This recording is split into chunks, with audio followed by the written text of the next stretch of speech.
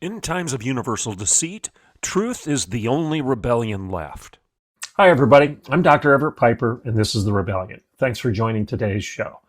Today's topic is going to be Carrie Prejean Boller and her recent claim that the Catholic Church for some 2,000 years has been a church of replacement theology.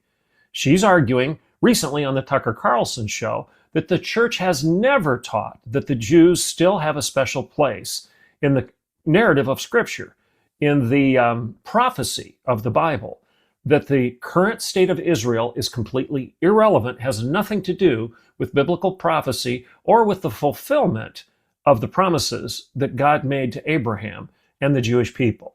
That's Carrie Prejean Boller's recent claim on the Tucker Carlson show, and of course Tucker nodded affirmatively because he's been making the same claim repeatedly, over and over again in recent weeks and months on his show. This anti-Semitism of replacement theology, the claim that the Jews no longer have a special place in God's narrative, in the prophecy of Scripture, and in the fulfillment of his promises to Abraham at the end of days. Is that true? Is that what the Catholic Church has been teaching for some 2,000 years? The Church in general. That's Carrie Prejean Boller's claim. And I have a special guest on today. His name is Bob Franz. Now, I've done Bob's show out of Cleveland, Ohio, for some 10 years as a guest on his show. And I've also served as a guest on his podcast called Strictly Speaking with Bob Franz. But today we're going to reverse the order a little bit, and I'm going to serve as the host, and he's going to be the guest. This is a special episode. Bob is a national talent. He's very, very good in terms of what he does in talk radio and in podcasting, being a thought leader within the conservative movement. So again, welcome aboard to The Rebellion today. I appreciate you joining the show. Again, the sponsor of The Rebellion is Equipping the Persecuted. That's equippingthepersecuted.org. If you want to help our brothers and sisters in Christ who live in Nigeria, the most dangerous place on the face of the earth right now to live if you're a Christian, if you want to help them with food and medical supplies, school supplies, orphanages and hospitals, if you want to help them with training and security so that they can hopefully stop the persecution before it starts, go to equippingthepersecuted.org right now and make a tax-deductible gift. And don't forget, if you're watching The Rebellion on our YouTube channel, subscribe, please. Doesn't cost you anything. Just click subscribe and give us a 5-star rating so that more people will be aware of The Rebellion and start joining in. And it's always helpful if you copy and paste one of your favorite episodes into your social media so your family and friends will follow along. So again, welcome to The Rebellion today. We're glad to have you. Let's join in with the conversation with Bob Franz from Strictly Speaking. Okay, everybody. I've already gone through the introduction and you've heard about the sponsorships for The Rebellion. And I've also asked you to do me a favor and go to the YouTube channel and subscribe. Again, doesn't cost you any money. Just subscribe. That helps push The Rebellion out to more followers. And copy and paste your favorite episode in your social media to get your friends and family to pay attention to what we're doing too on The Rebellion. And you're going to want to pay particular attention to today's episode. You should be very curious about what we're going to do right now because Bob is a friend of mine, okay? I've already introduced you accordingly. He's blessed me. He's had me on his show. I don't know why. He endures my commentary every Thursday. He's been doing so for, I don't know, Bob, how long has it been? Has it been 5 years, 6 years? About a decade. Has it been that long? Not exactly, but Not a Daycare came out about a decade ago, right? Wasn't it 2015, 16? Yeah. Have we been doing it that long?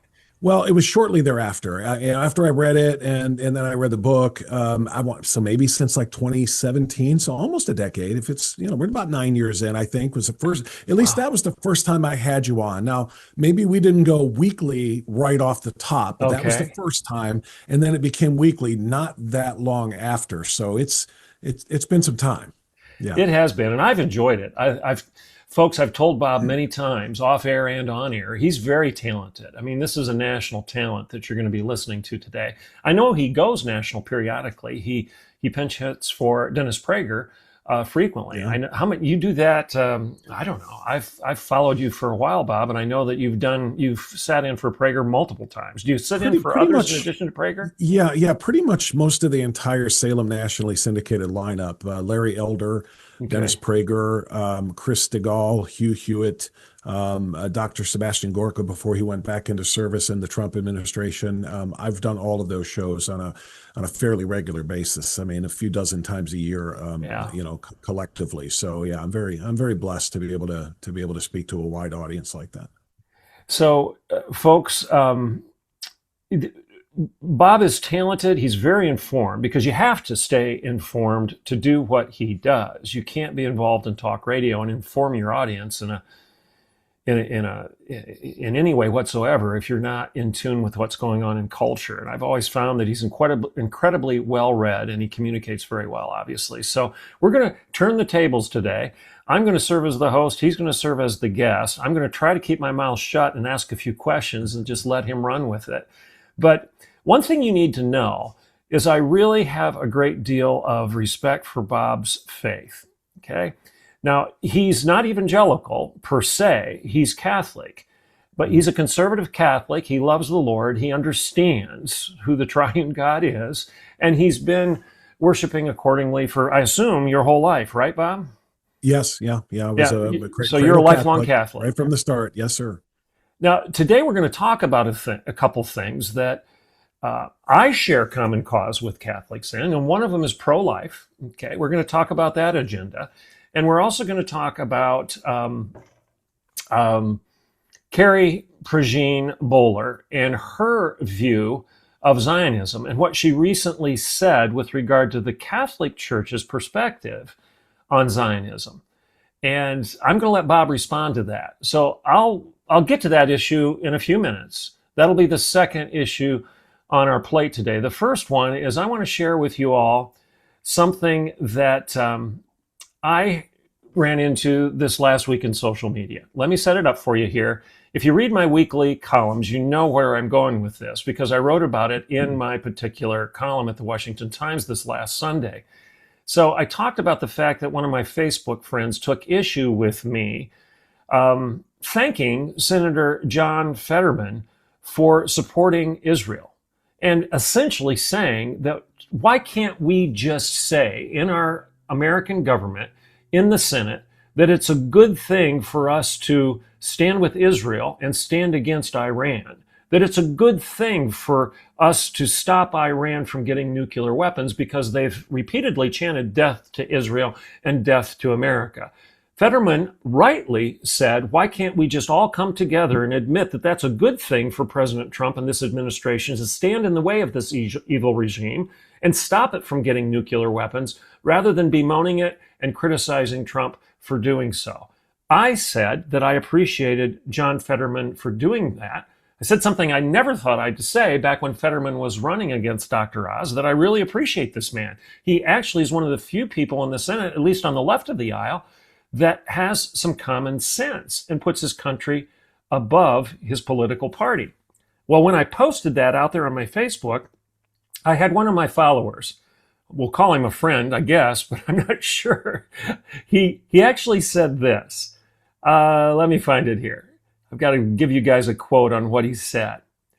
This is a quote. He said, Senator Fetterman's arguments are foolish, and people supporting what he said are foolish.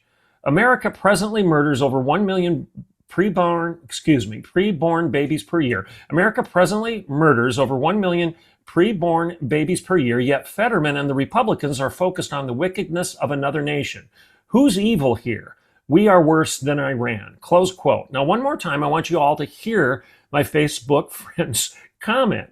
I'm stunned by it, quite frankly, Bob, but I want everybody to hear it, and then I want you to respond to this, okay? As a pro-life person, as a pro-life Catholic, as a pro-life Christian, Bob, I want you to respond to this guy's statement.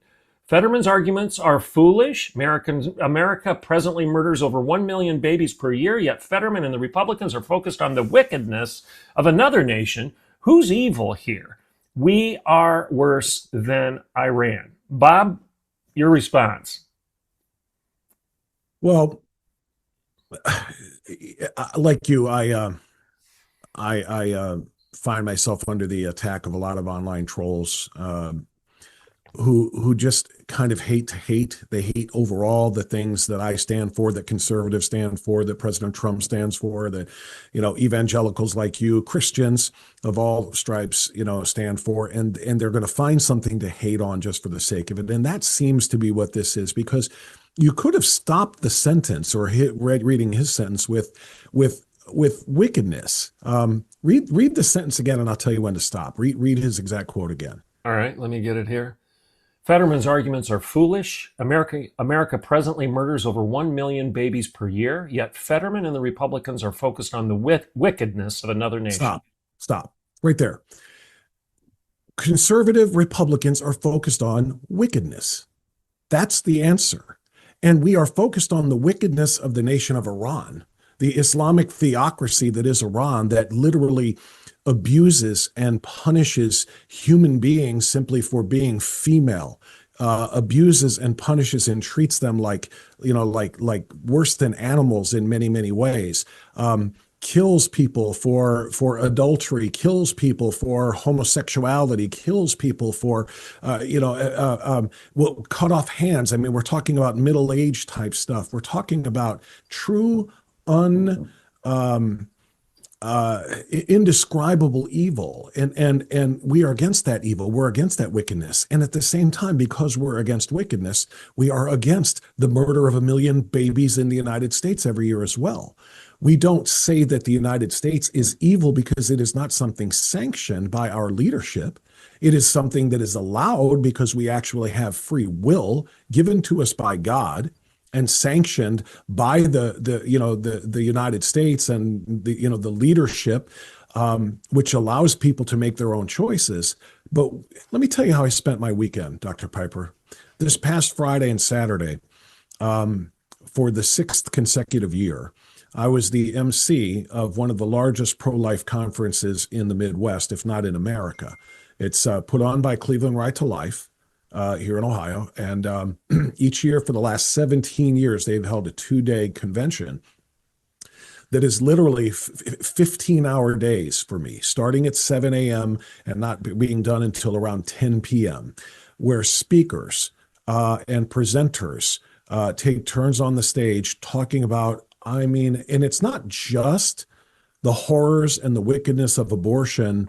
It's about the wickedness of taking life. In other words, one of the bigger themes this particular year, we had at least 2 different speakers give amazing presentations on assisted suicide, which some people, I think, erroneously call, euthanasia, because they want to make it sound like they're doing someone a favor. There's something called MAID, which is practiced up in Canada, which is medical assistance in death, MAID. It's murder. It's the taking of life before natural death comes. So anyway, for the 6th year in a row, I have emceed that event. I have spoken. I have given my own testimonial. I've interviewed and conducted the Q&A with all of these presenters talking about the horrors of abortion. And it's not just, the traditional, it's a baby, it's not a fetus, it's a baby, it's not a clump of cells. It is so much more in depth than that. And it's about changing the culture that leads to this extraordinary number of unplanned or unwanted pregnancies. It's not just about when you're pregnant, we want you to have the baby and then forget about it. I'm rambling here a little bit, but I spent both of those days fighting for life, in large part because I was saved by my birth mother, who was 17 years old back in the spring of 1967 when she got pregnant by a man that she was dating, that come to find out, and she didn't find out until she told him she was pregnant, was a married man who took off, and she was in a situation. This story. Nobody does. I've told it, I think, once on radio in 28 years, and I've told it to one other pro-life audience couple of years ago until this past weekend, and I told the full story. I'm going to give you the abridged version here. Okay. But I told the whole story there. But this is 1967, mind you. So this was before Roe versus Wade. And so you had to have a medical necessity, diagnosis from the doctor in order to be able to have an abortion. Well, she obtained one. Hmm. And at the last second, she changed her mind and could not go through with it. And so she gave birth to me and put me up for adoption. She took me to Catholic Charities in Cleveland, Ohio. Is that right? 6 months, yeah. 6 months later, my mom, who had tried to carry a child to term, tried 8 times. She miscarried 8 times by the time she was 38, and finally said, "If I'm going to have this family I want, I'm going to go find my baby." And she went and found me. And again, I don't want to belabor the point about how difficult this was for my birth mother to finally sign off. But the point is, she had permission from a doctor to end my life before it began. Uh-huh. Had she done so, not only would I not be here influencing people in what I hope is a positive way. I know it's not always positive. There would not be a 24-year-old young woman who will receive her law degree in 6 weeks and who's going to Hmm. do for the next 40 years wonderful things to help people. That would be my daughter. There would not be a 22-year-old recent criminal justice graduate who's going to be a law enforcement officer helping people for the next 30 years. Because my mother, despite her horrific circumstances, chose life for me. So it's all very personal to me, and it's personal to everybody who is on this side. So to say, as your Facebook troll there, and I guess they call them friends on Facebook, our Facebook friends, but they're not all friendly. But the idea that I can't be against the wickedness of the Islamic regime in Iran and all of the horrific things they have done. They have killed over 1,000 Americans. They have killed over tens of thousands of Israelis. They have killed people. They're the worst sponsor of terrorism worldwide. You're saying I can't be against that because I'm not sufficiently against the evil of abortion? I don't know what more I can do, to be honest with you, than to continue to be a voice for life and to be a voice for the changing of our culture that leads young women into situations where they find themselves perhaps feeling as though erroneously as if they don't have a way out other than an abortion.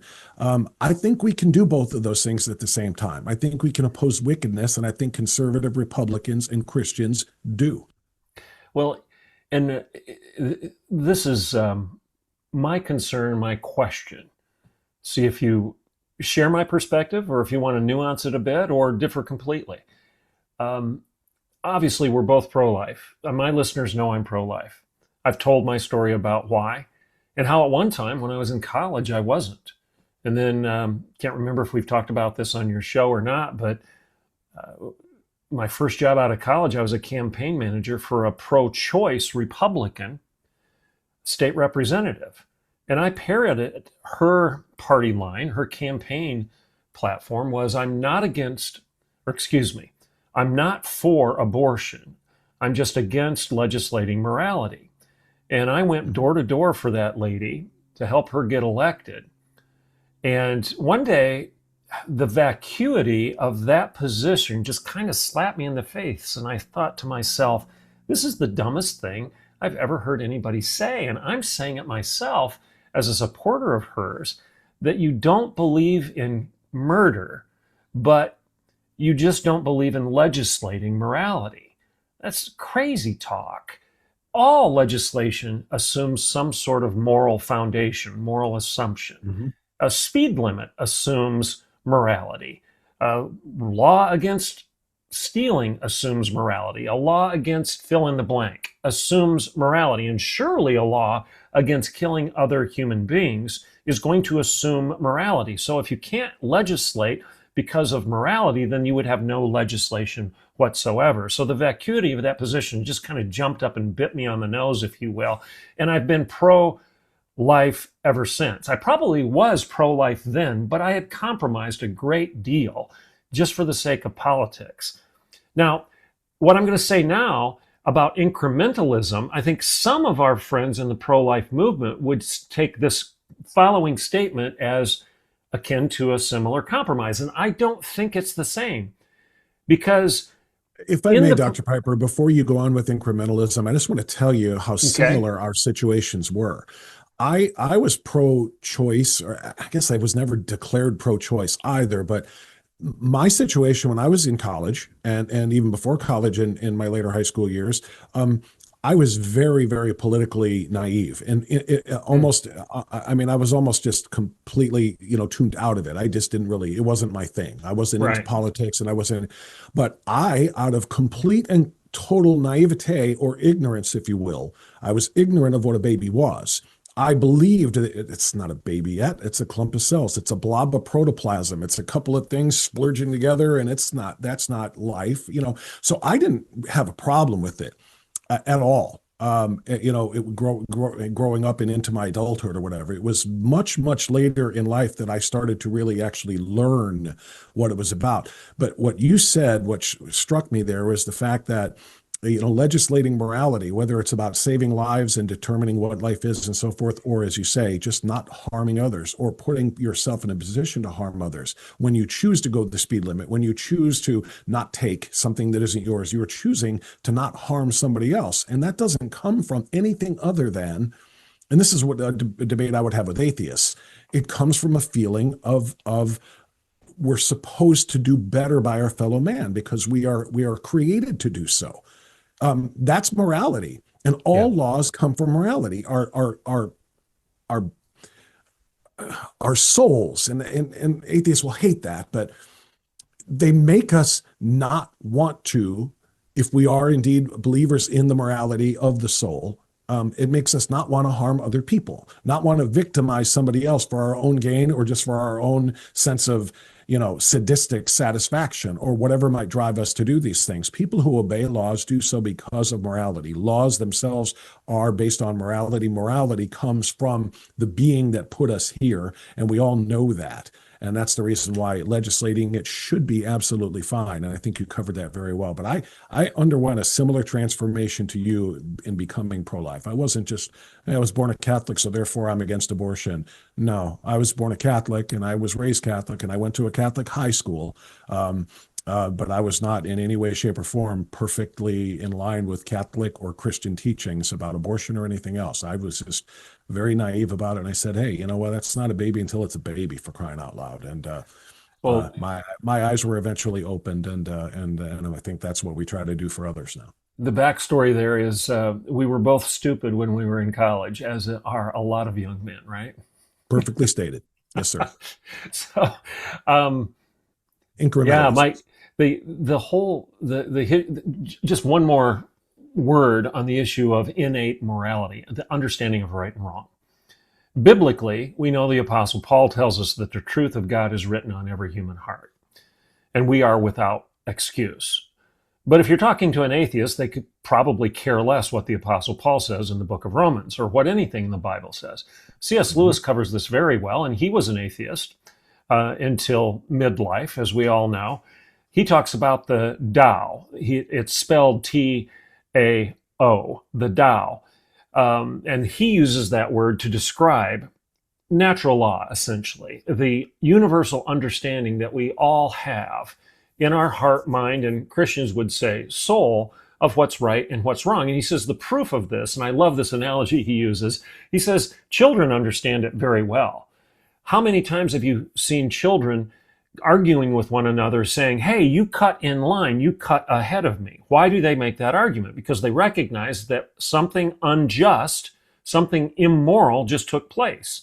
Somebody cut in line. Or another analogy he uses is, hey, you stole my orange. He's talking about the children in the lunchroom, and somebody steals an orange from another kid, and the kid complains about it and says, hey, you stole my orange. So the bottom line is anybody who's ever had children or remembers being a child has to admit that we all have some sort of universal understanding that it's wrong to cut in line, it's wrong to steal somebody else's food. Where does that come from? Lewis argues it comes from the Tao, natural law, Apostle Paul saying the truth of God written on every human heart. I love that. That's a great story, and that's a great example. Okay, now I want to talk about compromise now. as it relates to some of these things, because we live in a broken world. Unfortunately, I can't wave a magic wand and make abortion go away. I can't do it in Oklahoma, one of the reddest of red states, as we've talked about multiple times on your show. I know you live in Ohio, a conservative community. You can't make abortion go away 100% in Ohio right now, and I can't do it in Oklahoma. What my goal is to get as close to eliminating it as I can. Now, when I say that, there are some pro-lifers out there that start to get nervous because they're saying, well, are you going to be satisfied with anything less than the ideal? No, I'm not going to be satisfied with it, but I'll take it while I'm fighting the battle to win the whole war. So I embrace incrementalism when it comes to pro-life. In other words, if there are 100 children that are going to be murdered tomorrow in the Planned Parenthood clinic in Tulsa or Oklahoma City, and if I can do something to save 90 of those 100 children, recognizing I can't do it all, I'm going to lose 10 of them, I'm going to save the 90, live to fight another day, try to get some laws so I can save all of them. Now, how do you feel about that? Do you get uncomfortable with that? And would you lean into the abolitionist side of it, says all or nothing? You want all or nothing, which I would say my Facebook friend is kind of doing that because he's saying, hey, if the United States, if America can't do it all, if we can't be lily white pure, then we have no right to fight evil in another country. And I'm saying, no. Incrementally, we have the obligation to fight evil in another country, even though we have our own sins to deal with back home. Am I making sense? Perfect sense. And, the only flaw with your example there would be, I wouldn't even say 90. If there were 100 babies about to be murdered and I could save one, I would save one. And does that mean I'm happy that 99 weren't saved? No. Am I done because I saved a life? No. But I will save what I can save while, as you say, working hard to change laws or to establish laws or do what needs to be done to make it so that we don't have to save the rest, that they will never be put in that situation in the first place. But you do what you can incrementally to make things better. I mean, let's look at it this way. We'll talk about things like the war, going into World War II. We knew we weren't going to be able to save every Jew when we went after Hitler. We knew we weren't going to be able to, stop the Japanese without losing lives and taking lives. But we knew what had to be done in a bigger picture needed to be done incrementally. We needed to win battles. We needed to win, various confrontations. We needed to establish parameters and all of the things that happened. Did we win the war perfectly? No, because thousands and thousands and thousands of lives were lost. Thousands more were killed even faster when we were coming, as the Nazis did what they could do, to exterminate and to carry out their final solution. Was it wrong for us to go because we didn't save everybody? Was it wrong for us to go because it didn't go perfectly? No. What we have to do is what we can do. Recognize that we have limitations. We can accomplish things one at a time. And obviously, as long as we commit ourselves to continuing, as you said, to work on, legislation or to work on whatever we have to. You talked about knocking doors for a pro-choice candidate back when you were younger. How about we knock doors for pro-life candidates now? And change hearts and minds at various levels. Is it perfect? No. Are people still going to die? Babies still going to die at Planned Parenthood clinics while we're doing all of this? Yes. But are we working to make it better? And are we working hopefully until the point where better becomes perfect? And perfection is probably never attainable unless you're God himself, obviously. But no, your example is a good one. Like I said, I'm just taking it to another extreme by saying if we can save one, save one. You don't just say, oh, well, this isn't perfect at all. I mean, 99 out of 100 are going to die. Might as well let them all die. No, you might as well not do that. You very much must save that life if you can. And just for the sake of our listeners, those that are watching the podcast right now, if you haven't gotten it, why I'm drawing a parallel between my Facebook friend's response to Fetterman and this issue of abortion, in my view, he brought abortion up. And he said, because we have blood on our hands as an American people, as a country, we have no business criticizing any other country for whatever evils they're committing. we've got our own sins, and until we clean up our own house, we need to keep our mouths shut and stay out of any military involvement to stop Iran from butchering 35,000 of its own citizens who are protesting the current regime, and as well as potentially saving the world from another nuclear power that has evil intent. Because my friend brings up the issue of abortion and trying to tell us to back off of the war in Iran and stay out of any moral critique of another country until we clean up our own immorality, that's why I wanted to talk to Bob today about the issue of abortion, why we are against it, and what strategies we use to confront evil in this world. And Bob, as a Catholic, you know Augustinian just war theory and why we have it. Now, as a Protestant, I'm going to butcher it and then let you run with it. Essentially, I hear Catholics rightly telling us through Augustinian just war theory that the world is broken, the world is sinful, but sometimes you have to go to war to incrementally stop some of it. Because if you don't go to war, greater evils will be the result rather than less evil. Is that fair? It is very fair. And before I speak any more to that, just because you talked about Fetterman, and that was the point that your friend, your Facebook friend, was responding to, I find it staggering that John Fetterman, prior to the stroke that nearly took his life, was extremely far left as a progressive. Since he recovered from the brain damage that he suffered from that stroke and that, lack of oxygen to the brain, he was to the point, if you recall, when he was running against Dr. Oz, that he could barely form coherent sentences. Right. Since he recovered from the brain damage, he has become so much more moderate and so much more, dare I say, moral, dare I say, borderline center-right on so many issues. And so I just find it amazing that John Fetterman recovered from brain damage to become more conservative. And now I call on all of his Democrat colleagues to do the same thing. Yeah, recover from their own brain damage. Exactly. And maybe some of our horseshoe right conservatives like Carlson and Owens and Fuentes. I hate even calling them conservative because in my view, they're anything but conservative because they're not conserving anything that I believe in when it comes to anti-Semitism and whatnot right now. So let's, if you will, let's shift gears to the anti-Semitic stuff that's going on. I'm going to set this stage right now by sharing with you what Carrie Prejean Boller recently said on the Tucker Carlson show. Everybody, you know that Carrie Prejean Boller was Miss California back in 2009, if I remember correctly. At that point in time, she was an evangelical Christian. And Paris Hilton was on the panel that interviewed her during the Miss America pageant and asked her what her views of same-sex marriage were. Well, this is 2009, 2010. This is the hot issue socially in the United States at the time. And Carrie Prejean, she wasn't married at the time. Her name became Boller later when she got married. Carrie Prejean answered rightly and said that marriage is between a man and a woman. And she explained that as a Christian, those are my beliefs. I wrote about her in Not a Daycare. There's a brief section in Not a Daycare where I'm praising this woman for doing what was right and having moral conviction.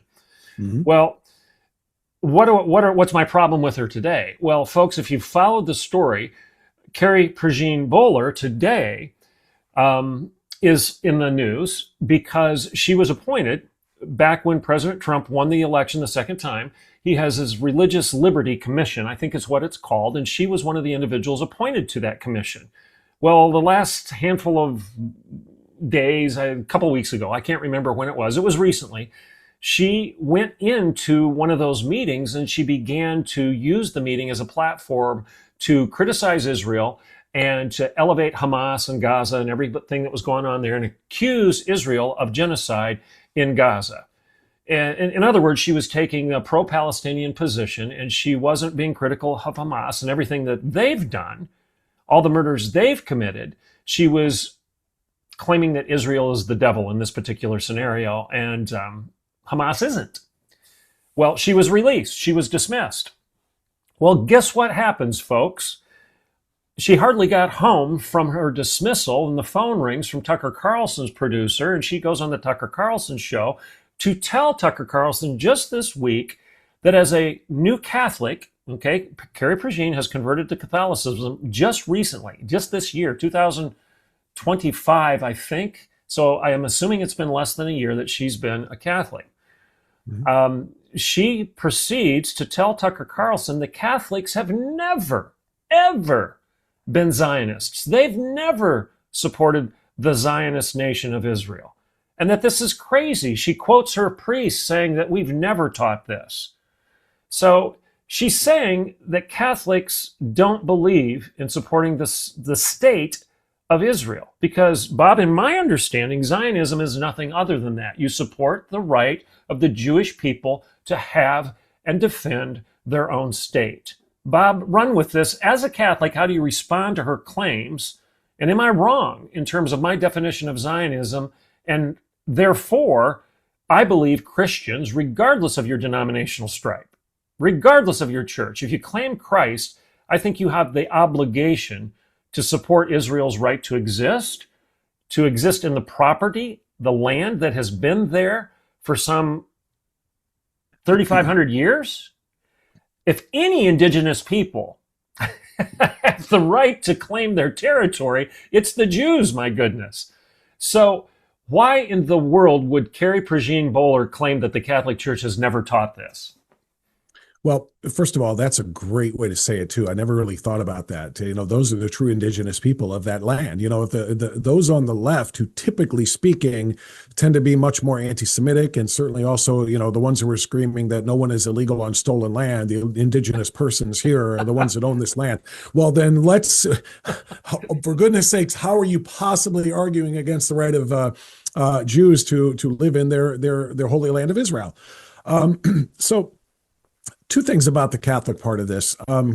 You're right in the fact that she is very, very new in Catholicism. You know, the idea that she is speaking for all of Catholicism in such a way that no Catholics believe in this is just, it's kind of laughable.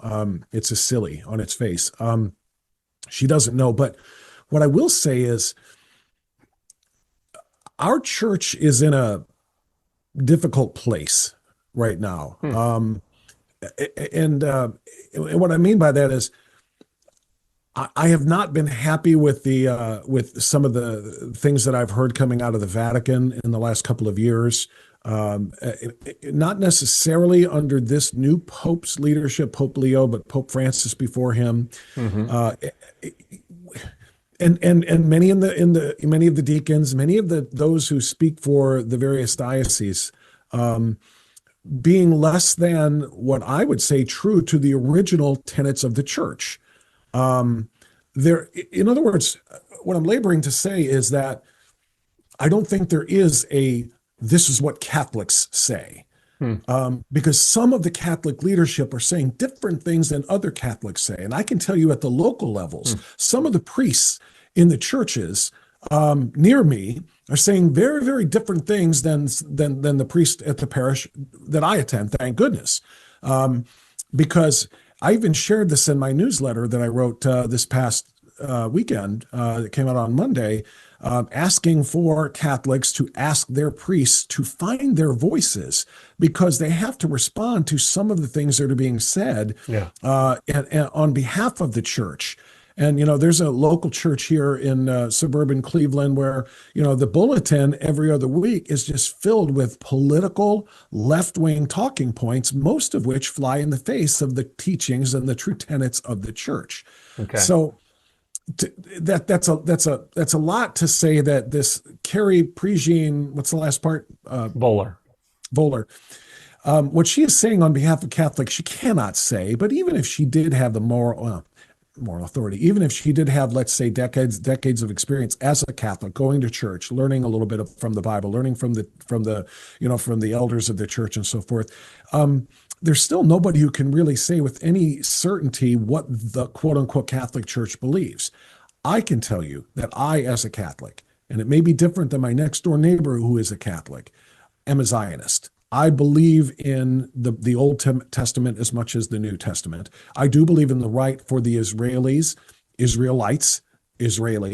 to return to their homeland, to be able to live on. I believe God made that promise.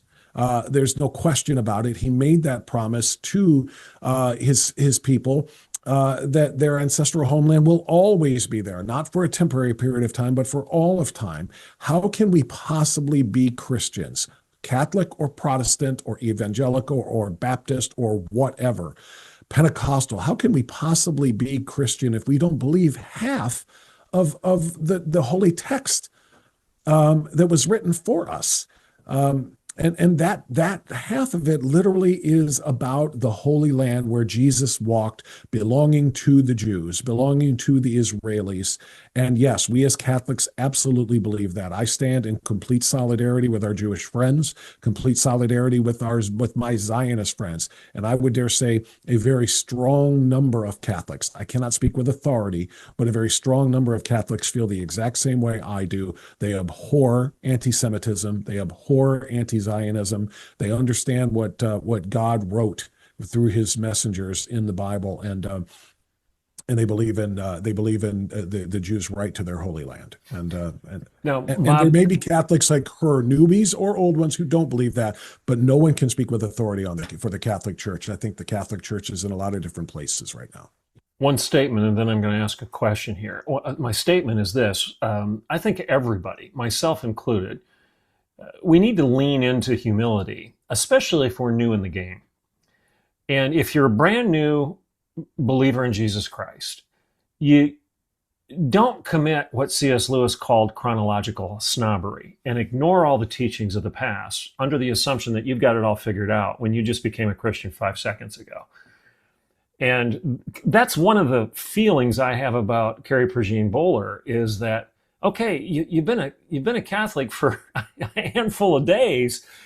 Don't go out and presume to speak about much of anything for this church right now, because you're not the authority. You haven't been around long enough to be the authority. You might want to defer to the teachings of the church and defer even deeper to the teachings of Scripture before you presume to be the spokesperson for your church. And if you're Baptist, I would argue you should do the same. If you're a Methodist or a Wesleyan, that I was for near 20 years while I was the president of Oklahoma Wesleyan University, tap the brakes and take a spoonful of humility and let the church fathers speak in defense of the faith and the definition of the faith, rather than presuming to do it yourself.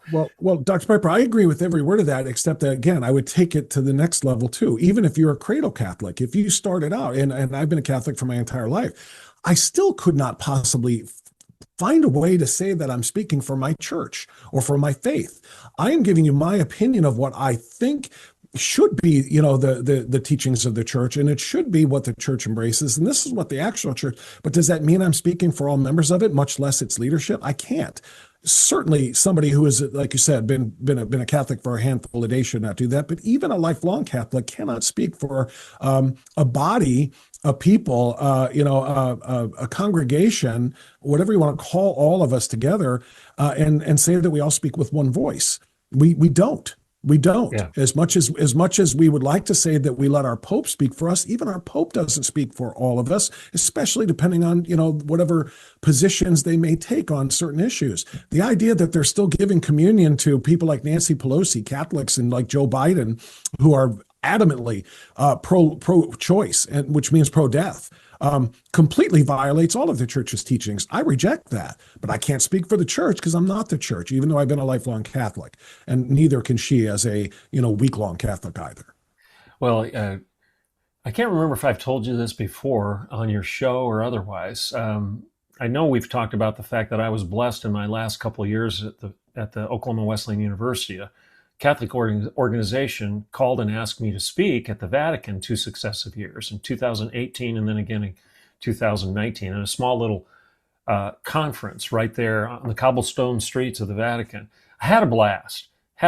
And here's the one thing I learned as the token evangelical that had been invited to speak at this conference. First of all, my Catholic brothers and sisters were incredibly gracious to me, and I learned a ton. And these were good conservative Catholics. These were not nominal Catholic folks. They really were solid people. And I remember thanking them at dinner one night because they leaned over at our dinner time. We were sitting at a table of about 12 people, Bob, and one of my new Catholic friends leaned over and said, "So Everett, you've been here for a couple of days. What do you think of Catholics?" What a question. So what I said was, yes, after being here a couple days, I want to thank you because for 2000, this is what I've learned, guys, after being here in Rome with you for a couple days. For 2,000 years, your church, the Catholic Church, has fought tenaciously to preserve and honor the history of the church. Thank you. And I said, evangelicals come up with a new idea that's 5 minutes old and we chuck 2,000 years of church history just because we think we've got it together on this newfangled 5-minute-old idea. Shame on us. Thank you for preserving 2,000 years of the history of the church. I really appreciate that. Great story and great message. And yeah, I second it. All right. So is it true? Now, my limited research on this issue with regard to Carrie Prejean Boller, let's get back to her. Is it true that Pope John Paul, Pope Benedict, and even Pope Francis all spoke out very clearly on Israel's right to have its homeland that was promised to them by God and to defend it accordingly? Is that true? I believe it is.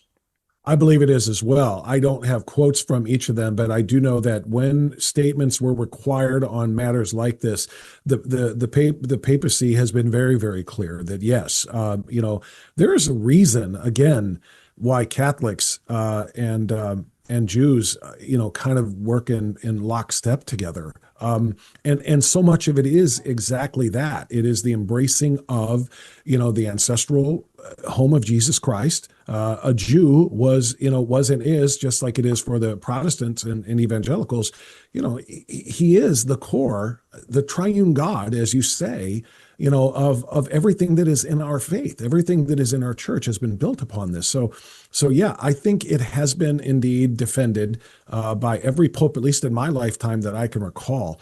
And I have to admit, I'll confess to not being necessarily up on what every pope said for the entirety of my life. But yeah, particularly the last 4 popes or 3 popes, and now moving into Leo, I believe that is exactly correct. And I believe there was a statement in Vatican II that was also explicitly clear on Israel having the right to exist. So yes. That all said, to claim otherwise, Candace Owens, now Tucker doesn't claim to be a Catholic, so I guess we can sort of leave him out of this, but he's part of the problem. Candace Owens hasn't been a Catholic for very long. She's out there saying her garbage. Carrie Prejean Boller is kind of in the same camp. In fact, she is, because Tucker Carlson couldn't wait to get her on his show after she was kicked off of Trump's Religious Liberty Commission for being inappropriate. What do you have any wisdom to offer us, any opinion to offer on the nonsense that's coming from Candace Owens and Tucker Carlson and Nick Fuentes now with regard to the conservative movement and MAGA? Yeah. Well, before I answer that, just real quick back on Carrie Prejean Boller. It's not just that she doesn't believe in the right of Israel to exist.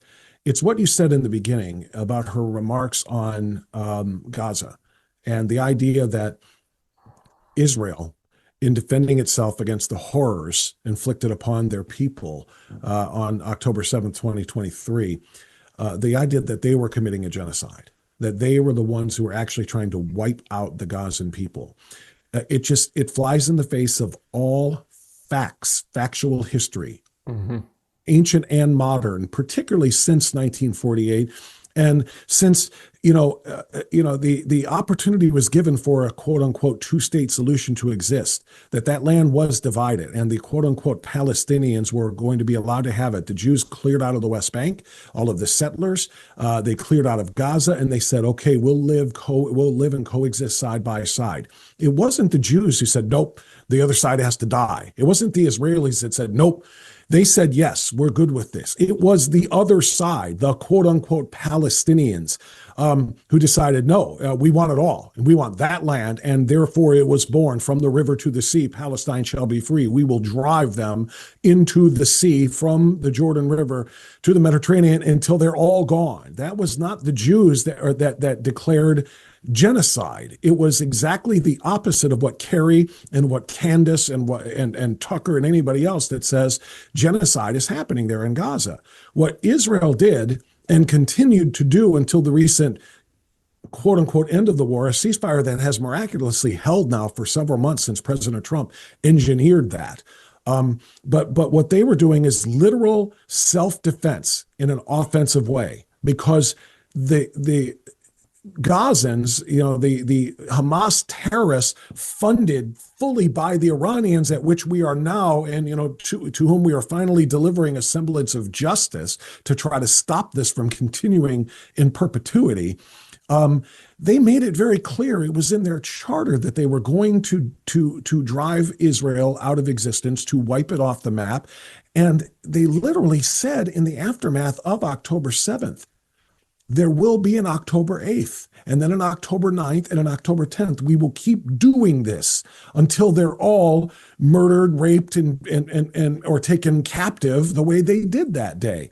Israel had no choice but to try to stop that from ever happening again by wiping Hamas out once and for all. They did it with the most strongest commitment to preserving innocent life, I think, than any modern army or maybe even historical army ever has. Dropping leaflets on communities saying, just so you know, that building there is where they're firing rockets from. It's going to have to go. Clear out. Yeah. Tapping the roofs, dropping the bombs on or not bombs, the for lack of a better way of saying it, but just the noisemakers to say this building is next, get out, knowing that some of the actual terrorists were going to be also warned of it and get out, but they were willing to try to destroy the apparatus for the terror to be carried out through, and they wanted to do it without killing innocent people. I don't know any other. Even us, I don't know any other military or army that has cared so much more about the innocent civilians when there's battle going on in urban and populated areas, quite like what Israel has done. So I just want to reject all of that on its face. It's not just their anti-Zionism and the Jews don't deserve, the Israelis don't deserve to have their own land back, but it's also backing the Palestinians, the Hamas and Hezbollah from the north. In Lebanon, also Iranian-backed, and the Houthis. It's all of them. They are the bad guys in this good versus evil scenario. And the idea that Carrie and the idea that Tucker and Candace Owens are not able to see that, and they've made the Jews the villains, just like Hitler did, for crying out loud. I'm surprised they're not doing drawings of Jew rats the way Hitler and the Nazis did, for crying out loud. That's what makes this so offensive. And to your larger question there about Candace and Tucker Carlson, they're not conservatives. I believe they were double agents. I believe that, and they did so not necessarily with, they weren't working with a cabal that I'm aware of, to serve some greater agenda.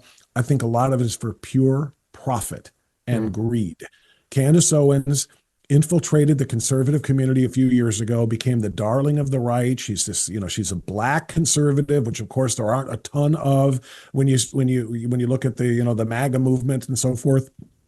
The more than you realize. Obviously, Trump won an extraordinary large number of black votes in 2024, but she became such a brilliant, smart face, a black face in the conservative movement, and it was wonderful.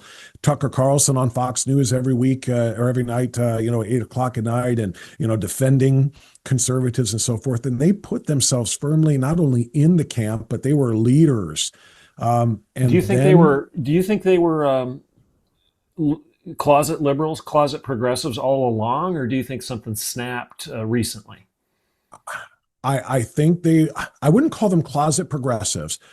Maybe they were more agnostic, politically agnostic, but they were playing a role that made them money, a lot of money. And then they found a way to make a lot more of it, and that is to do what they've done now. Candace Owens, you and I have talked about this on my show. Candace Owens had one of the most popular podcasts in the world. She was, in the top 10, the top 15 or something like that in total views. She had 2.5 million followers and things of that nature.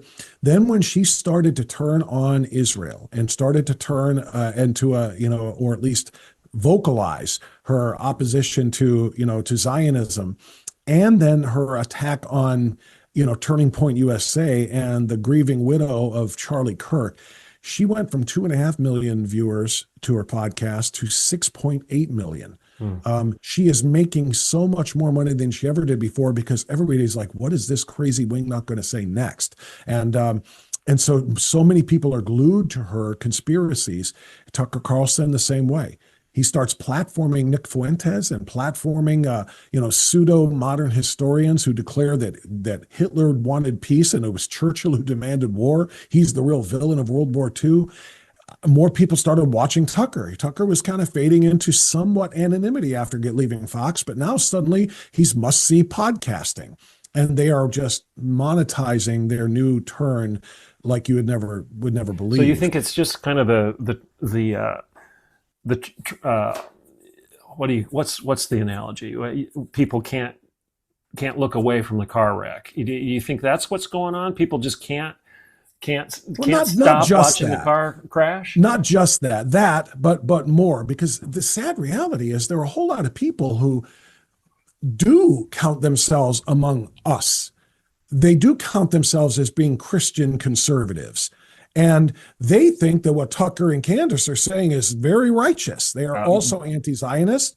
They are all about Jesus is king, Christ is king, which of course he is. The Facebook friend that we started the show with, he is the face. He's the poster child of the person you're describing right now. There you go. Yeah. So there are a lot of them who are like, right on.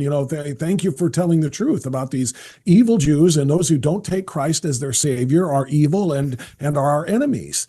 And so, so what Tucker and Candace and some others like them have found is an audience, a lot of them who are just, watch the train wreck or listen to the conspiracies. That's a big seller.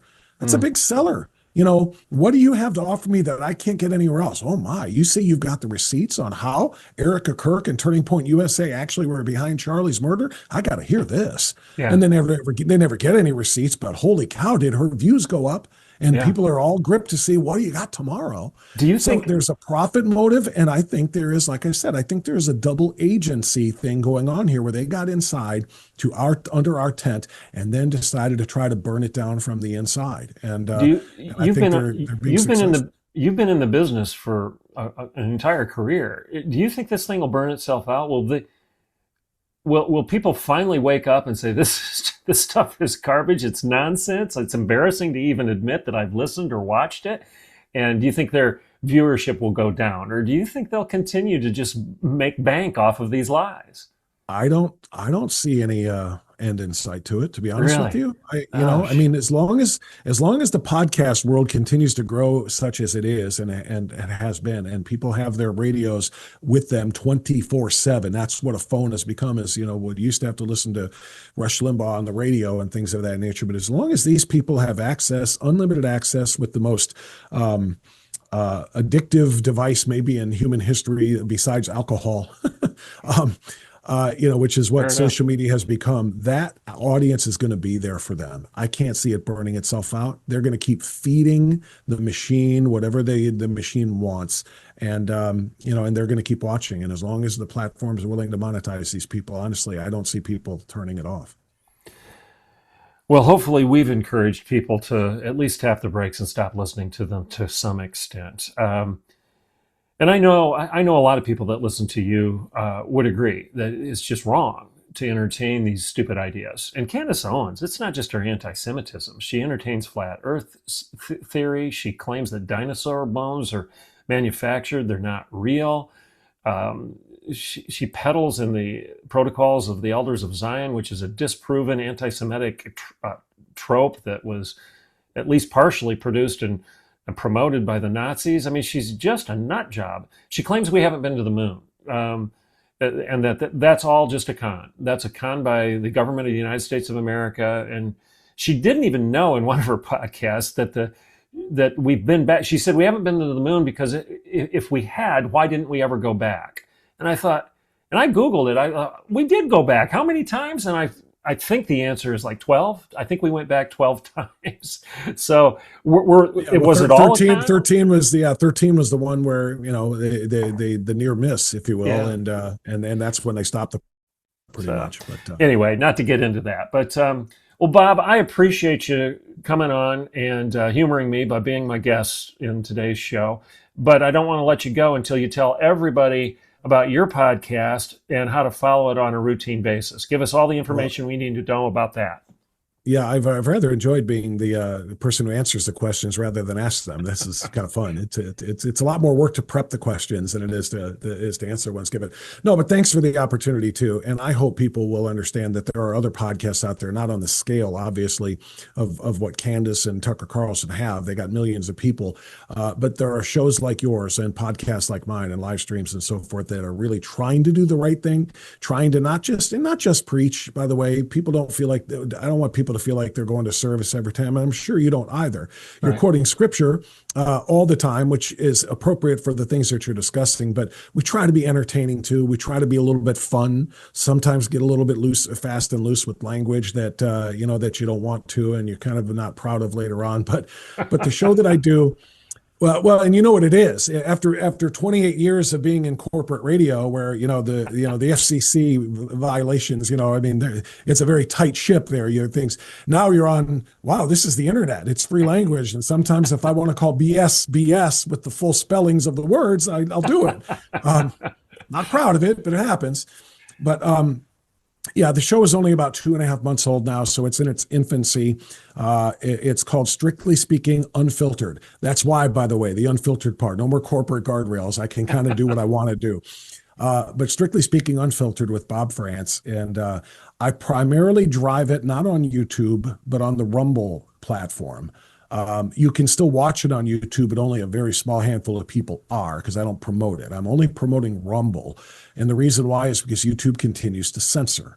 Maybe not as bad as it was prior to, Elon buying X and kind of changing the social media landscape during cancel culture. But YouTube will still take conservative thoughts with which they disagree.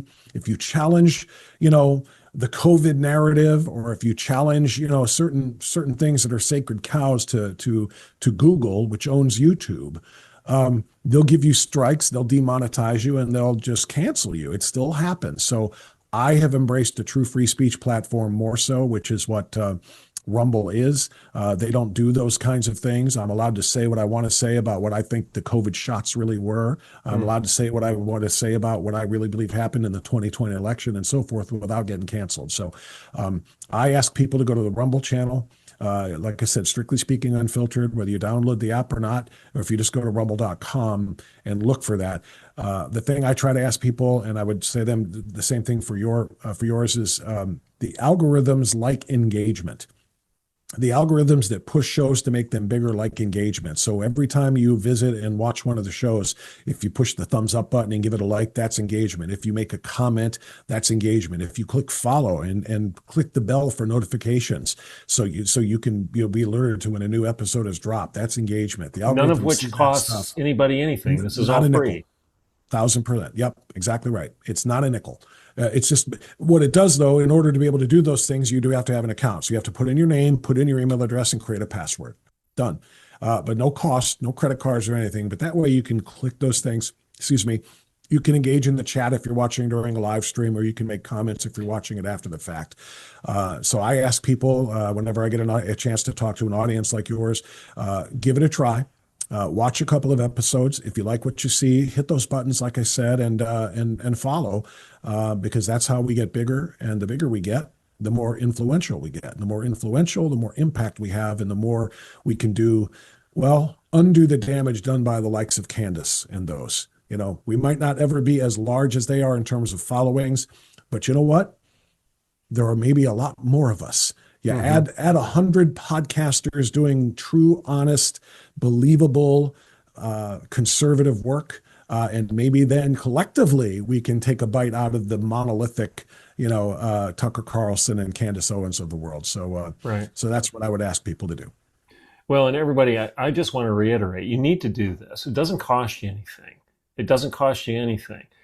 And if you want to hear conservative commentary that's well researched and well thought, it's not crazy land stuff. This is legitimate conservative commentary, meaning it's an effort to conserve the truth because the truth matters. Then you need to follow Bob on a routine basis, and you need to go to Strictly Speaking with Bob Franz, right? Is that it? Strictly Speaking Unfiltered is the name of the actual podcast. And as far as social media, it's some variation of Strictly Speaking. Everyone is different because of character count limits. On X, I'm just Strict Speaking. I can't get that LY in there because of the character count. So it's just Strict Speaking there. Facebook, Strictly Speaking, was taken, so it's Strictly Speaking USA. So It's all some variation of another on Instagram, X, YouTube, TikTok. But if they search your name, they're going to find all of it. And if they search my name, right? they'll find it somewhere or another. If you type in Strictly Speaking and Bob Franz, it will pop up. And if you give me a follow on those platforms too, that would be greatly appreciated. I enjoy engaging with. And spell your last name so people don't get that wrong. Yeah, thank you for that. It's one of the reasons why I never really use it, because people want to spell it like the country, because it's France, FRANTZ. So thank you. And spelling it is a challenge sometimes. So, but yeah, Strictly Speaking with Bob Franz on all the socials, and again, most importantly, on that Rumble channel. Bob, thanks a lot for joining us today. And folks, we'll get another episode of The Rebellion out next week, but this is a hot one, and you need to make sure you promote it and post it out on your social media, and make sure your family and friends subscribe to Bob's podcast. And I welcome you, encouraging your family and friends to do the same for The Rebellion. Again, thanks a bunch for joining us. This is Dr. Everett Piper, and this is The Rebellion.